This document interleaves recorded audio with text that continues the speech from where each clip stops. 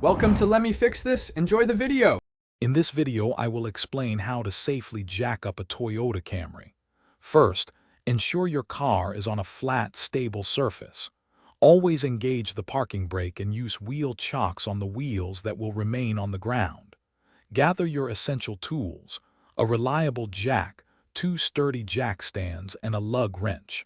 Safety is paramount before lifting your vehicle. Now let's locate the front jack points. For the front, you can use the reinforced pinch weld just behind the front wheels. Alternatively, a floor jack can be placed under the central front cross member, which is a strong, flat area. Always double-check your Camry's owner's manual for the precise, recommended lifting points to avoid damage.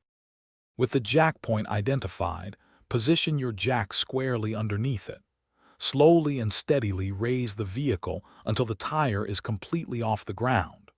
Once lifted, carefully place your jack stands under the designated reinforced frame points near the jack point.